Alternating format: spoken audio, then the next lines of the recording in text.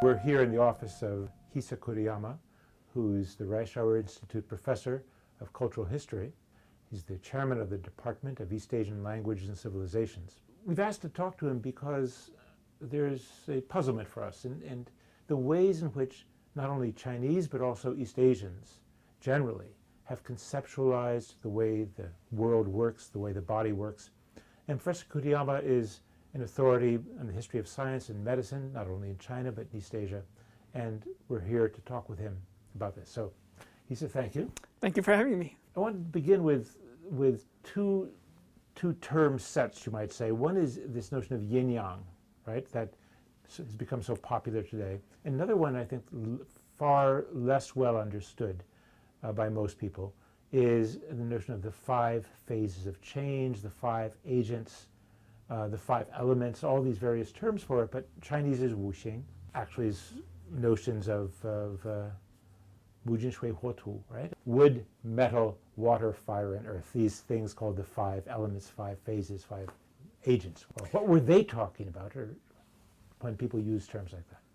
Well, I think the most important concept to understand is that in Chinese, the idea of change was intrinsic to the world. So if in, let's say, the Greek tradition or in much of Western metaphysics, what a thing was the crucial issue, or what made a thing was the crucial issue. In China, the crucial issue was really, what are the patterns of change? Mm-hmm. How do things change? Change was the natural state. So the Greeks would be looking for essences of things, for example, and the Chinese are looking at what will things become? How will they? So what that means is that first, in the Greek case, you're looking at what are the elements that make a thing? And then if it changes, what makes it change? Mm-hmm. Whereas I think in the Chinese case, in the East Asian case, it's natural for things to change. So the question is not why do things change, but how do they change? What are the patterns that underlie change? And I think both yin-yang and the 5 phases are 2 different ways of analyzing that change. So this notion that things change, right? There's nothing causing it, so to speak. Everything is just ziran aran, naturally, spontaneously evolving and moving on, right? But is it moving somewhere? Is there an endpoint? Is it teleological change? Or is it just a constant process of change? I think it's basically a constant process of change. As the famous saying goes, it has no beginning and no end. Uh-huh. In a way, it's a perfectly natural way to think of things. In fact, much of the problems of Western metaphysics arise from the fact that once you posit that change is an issue, then you struggle to explain how it could possibly come into being. But if things are naturally changing, then the question is not, why did this happen, but how is it happening? Essentially, with yin-yang wuxing, or the yin and yang and the 5 phases, you have 2 different ways of analyzing change. If we talk about yin and yang, which is, there are only 2, it's simpler. What makes that a way of analyzing change? I mean, what are the implications of that? Although there are 2 elements and they seem like 2 poles, they're essentially 2 extremes of a cycle. Mm-hmm. And so that they're not in tension. It's very much like the standard model of the day and night, that as light becomes brighter, reaches a peak, and then eventually will start getting dark again. Mm-hmm. And that, whereas in Western metaphysics, often what happens is that the model is that of 2 extremes that are in tension with each other. Mm-hmm. Mm-hmm. The best way to think about yin and yang is really the rhythm of night and day. So as things become brighter, they have to eventually become darker. And as they become dark, reach the extreme of darkness, they have to become bright. Let me ask a question about this, because I can understand thinking about the yin and the yang as sort of the cycle of the day, from light to dark, dark to light, and so on. But what happens if you plug this into a different model of male and female, for example? So I was thinking of the way in which the yin and yang get joined together with Chen and Kun, for example, the Book of Change, which is you have a male versus female, the single versus the double, and treating that as yin and yang as well. Well, again, though, I think it's a question of 2 extremes that are always constantly mixed together. So that, just to take the case of male and female are, in the case of the male has more yang and less yin. The woman has less yang and more yin. but neither is pure yang or pure yin, right? And so it's a question of relative proportions. But that sort of joins them together, like night and day as a cycle, then male and female get joined together as a unity of something, a complementary unity. Yes. So sometimes I've heard the word polarity used rather than opposition. Polarity tends to be, could be misleading in the sense that it creates this tension between the two. As I say, I think the issue is the question of dynamic limits. One way of looking at the 5 phases, I think, is simply a more refined version of yin and yang. There are just more sort of propensities involved. But another way, I think, is it ties in this issue of time with the idea of space. And so directionality becomes an important part of, I think, the idea of the 5 phases. I'm thinking in particular of the directionality that ties in, let's say, the wood with the east, fire with the south, metal with the west, and water with the north, right? And the center earth with yellow. the center, right? Yeah, right. Yeah. So that the dynamics of the world are governed not only by certain rhythmic cycles, but also by orientation in space.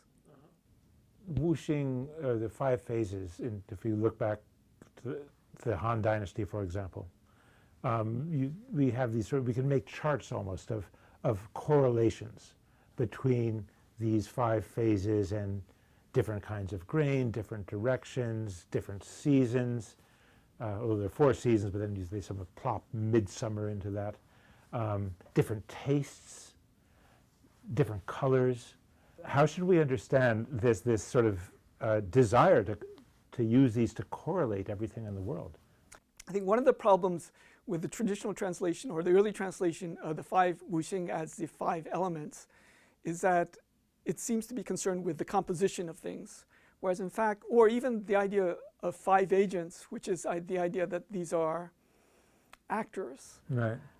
Whereas I think the idea of the 5 phases is the idea of propensities or directionalities of change. What you're able to do by mixing in different elements, let's say in terms of your diet, right? You're eating a variety of foods. These are affecting the directions of your physical being, your physical mental being. By taking in, let's say, certain grain that has wood properties, you're pushing it in that wood direction. You're taking in a fire thing and you're pushing it in that fire direction. But the idea is that there already is this direction in which your body is going, and you're able to sort of affect the flow in which your whole being drifts. So in effect, now all of a sudden we've crossed into the area of Chinese medicine, right? There's a way of conceiving of this as for the body politic, so to speak, for the way government works, the universe works, and that the body works for the body too. Indeed, although I think one of the interesting puzzles with respect to the relationship between the physical body and the body politic, and a puzzle that I think would be a worthy subject for even certainly an article, maybe even a dissertation, is really the paradox whereby in the Greek body, where medicine was born in the cradle of so-called democracy, there's always a central ruler that has absolute control. It's sometimes the brain, it's sometimes the heart. There's a central ruling principle. Whereas in the Chinese body, classical Chinese medicine is born in the era of imperial rule, basically in the Han Dynasty. But there's no real ruling central force. It's basically a republic of different forces. So yin and yang and wuxing, or 5 phases, are going to be coming up throughout Chinese history as things that people talk about as ways of understanding the natural world and physical processes. And they have, to some extent, a sort of amoral quality to them, right? They're not, this is just how things work, right? It's not something you can change, but the best you can do is you can say that to be moral is to go with the flow of this. Well, I think that's sort of true, but I think there is one of the key things to appreciate is the possibility of intervention. But it's an intervention of the sort whereby you insert yourself into the flow and redirect it. So you're not creating something anew, but you always have the possibility of changing the way in which things flow. Okay. So this actually fits very well with the sort of Qin Han cosmic doctrine of empire, right? Is that if the emperor can get society in order, himself in order, and society in order, then somehow the flow of the weather, the nature's cycles will be kept on course, no more natural disasters, everything will be harmonious. I think so. And in a way, it makes perfect sense, right? Sure. That the universe has these flow processes of change. If you can just read how it's supposed to be going or how it is going, and align yourself properly, intervening appropriately to make the proper adjustments, then you're able to tap into this universal force, which is far greater than any individual's power. One of the things I know from your work is that you've looked extensively at some of the issues about how Chinese and other East Asians read the body. For example, through pulse taking, these very complicated ways of taking the pulse. And I'm not going to put you in the position of asking you to read my pulse right now, but does the yin and yang and the 5 phases, does that get involved in the ways in which pulse taking diagnosis, medical diagnosis is done as well? So I think one of the characteristics that results from this emphasis on change is the question of how do you analyze the dynamics of change? In the Western body, where things have to initiate, actions are born from nothing, then structures become important. Whereas in the dynamics of change of yin yang wuxing, what's crucial is the place, that different places have different propensities. So it's much more like a field. So you talk about the 5 organs, for example, and those are different fields doing different things. In pulse diagnosis, if you look here in anatomically, this is just one artery. And so you would think that this is just one pulse. But according to Chinese medical theory, there are really 6 different pulses in this. Depending on where you touch, how deeply you touch, the propensities are different. You've mentioned, we've talked about blood and arteries, and the word that, sort of a general term that gets associated with the stuff that flows is this word qi. And this comes up again and again. We find it in Mencius talking about how he believes that the will can lead the qi. We find it of course, in the Han Dynasty. We find it again with Neo-Confucians. We find it throughout Chinese history. And in fact, we find it today as a subject of academic study, right? What is this notion of qi? Granted that it's not going to be one single notion that's unchanging, but still, how do we translate this? So I've heard people translate it as energy, matter and energy, material force, breath, pneuma. I think there are many ways of translating qi, partly because there are many meanings of qi. But I think the basic way to think about it is it's the stuff that makes up the world. But as we were talking about earlier, anything that makes up the world is also intrinsically dynamic. This is why you get this matter-energy sort of combination. What's important, I think, in the case of Chinese medicine is that there are really 2 kinds of models for thinking about qi. One is related to yin and yang and the idea of circulation and constant change. The other is as a vital resource.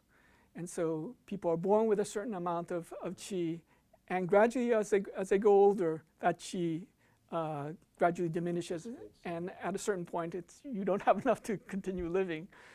So that actually is a theory of we're born with a certain amount of qi, but then is it our ability to produce it declines, or is just the very qi that we're born with has expanded as we've grown and then starts to decline? No, you're born with a certain finite amount to begin with. And so gradually it's like you fill up with a full tank of gas when you begin your trip, and that's what you have. That's what you have. This is awful. Well, so... But I mean, how do you get from being a baby to an adult and then... But you're using part of that up in the process of maturation. Oh, I see. Right? Okay. And so then the strategy is to husband these resources to delay the exhaustion of these resources as long as possible. So one of the things we've looked at, or we see in the medieval era, is this rise of interest in sexual techniques where males can try to regenerate or try to preserve their qi through having sexual intercourse with women and doing it in certain kinds of ways. So this is what that's about, is really It's a search for immortality. It's a search for, at least for a long life. Long life. Right. Okay. Similarly, sexual expenditure is probably the most extravagant. So sexual activity, actually, in this point of view, is for the male is a wasting of chi. So if you do this too much, it's not good for you. It's definitely bad for you. But even other forms of activity, you're looking at things, you're listening to things. As you pay attention to them, your chi flows out of your body toward the object of attraction. So distraction would be a problem. If you're distracted against your own will, it's sort of like it's a... Distraction will diminish your life. Well, but wouldn't curiosity too? Curiosity may diminish your life as well. So we're all going to die. Well, we are all going to die. Single trajectory, right? Today, there's again, among researchers, in fact, in the West, there's an interest in qi, right? So I have a theory about this. I mean, it's a complicated idea, but basically, if you think about the contrast between Chinese medicine and Western medicine, as we just said, in Chinese medicine, the great concern is preservation, so to prolong the supply of qi to the extent possible. Whereas in Western medicine, there's this constant concern that the food that one ingests to keep alive is constantly turning to poisons. And so the idea is that food, expelling poisons is a constant concern. This is why bloodletting becomes important. Enemas, purgatives are so crucial to Western therapeutics. But over the course of, especially the 19th century, as the theory of energy becomes prominent in Western scientific discourse, then that theory of what's the body and what's not the body gradually is transformed into a theory in which everything is energy. And essentially what happens is that Western medicine, as it becomes more modern, becomes more like Chinese medicine. And so that when we're looking at food, we're looking at calories, which is essentially just energy.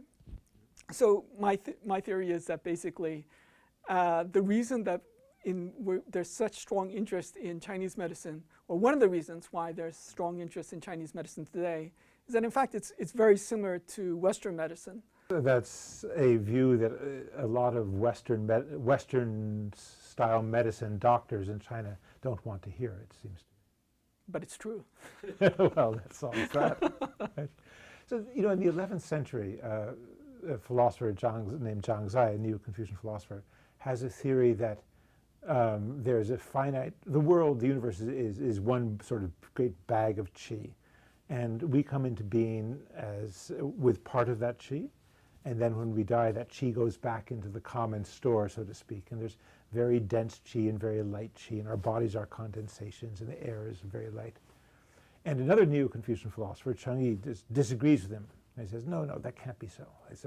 And Chang'e's view is that we can generate what he calls yuan qi, right? Original qi sort of from our body. Right? And if we can get our minds together, if we can think properly, if our minds are working in the right way, then we'll be able to keep generating good qi, better qi, and the qi of the world will get better. Interesting. Right? Are there theories which talk about are there issues of interest in how, in the Chinese past, people thought about the relationship between qi and mental stuff, let's say? So I think this goes back to what we were talking about earlier. The idea of the mind in say Western philosophy or medicine is opposed to the idea of matter, and matter is supposed to be essentially inert, and mind becomes an animating principle. If you posit that the body itself is dynamic, and the mind obviously is also dynamic, then the question is not what animates the matter or the mind controlling the body in the sense of animating the body, but the mind simply redirecting the propensities of the body. So this is why Mencius will say something like the mental will can lead the qi in a certain direction, that it flows in a certain direction. Right. I think it's very much like education, right? That in education, as the etymology of education suggests, and the idea of leading, education isn't a process of inscribing on a blank slate. Right. students have certain propensities, and you hope to lead them in ways that are beneficial to them. But it's not a question of simply imposing something from into blank. One of the things we read in text is that that things that are similar in terms of where they are, let's say in terms of the 5 phases, or in the yin and the yang, will tend to attract each other. So the point is made, for example, that the lodestone pulls metal filings to it. The people will tend to die at night, which is empirically true, it turns out, and that this is because the yin attracts the yin, the yang attracts the yang. And from this you get this notion of stimulus and response, that you can have, one thing can stimulate another, that the things will resonate. And so one of the great sort of cosmic theories of Qin and Han has to do with this notion of resonance, right? That things in different realms, because they're in the same phase, will respond to each other, right? That what makes them alike is the fact that they are in the same phase. Does this make sense in terms of what you've been talking about? I think so. This idea of cosmic resonance is one of the areas where I think there is similarities between the Chinese tradition and certain aspects of Western beliefs. Things are connected to each other not just by physical connection, but also by a certain kind of musical resonance. And so that things which are harmonious literally in the musical sense somehow act in concert, and things which are not in harmony often conflict with each other. Well, in fact, it turns out to be true, right? If you have stringed instruments tuned to the same string, and you pluck the string on one, the others will resonate, right? So those waves, those sound waves are doing their work. The cosmic resonance then becomes a very large argument being made in China, in Chinese history, for some period of time, and rhetorically at least, even into modern times, is that the events that happen in nature are the unexpected, unpredictable, off-course, non-harmonious events that happen in nature are a result of the behavior of people with political power. They make them happen. Yes. There are 2 critical ways of thinking about human presence. One is this idea of certain people being in critical junctures, that they have the power to influence greater events in much the same way that, let's say, something like chaos theory works, that a small change in one critical place will produce a vast series of network of changes. The other is this notion of sensitivity, that the superior person has a sensitivity to the whole world of changes that the lesser mortals have. Well, you actually used a word that strikes me as being interesting in a discussion of Chinese conceptions of how the natural world works and how physical processes work, which is the notion of relationships. Because it strikes me that so much of the way Chinese conceptions of morality evolve has to do with relationships between people in different roles. And that through our life, we're also moving through a series of relationships in different roles that we play. And thus this web that we construct around us keeps evolving over time as well. Yes. So I think that's a very interesting way of putting it. And it's very much then like a member of an orchestra, someone who's able to hear what the other people or other participants are playing, but also in a way contribute in a way that's harmonious and enhances the group. Well, we actually have members of an orchestra who are coming to appear very soon in this course too, so that people will get to hear both. Excellent. We've been talking about the way in which we see people and see physical processes as evolving, as constantly changing, and having propensities and inclinations in certain directions. And it brings us in some ways back to a very Confucian idea that a ritual properly performed is both about the relationships between all those people doing things, but also stirs people and moves people and gets them to behave in certain ways.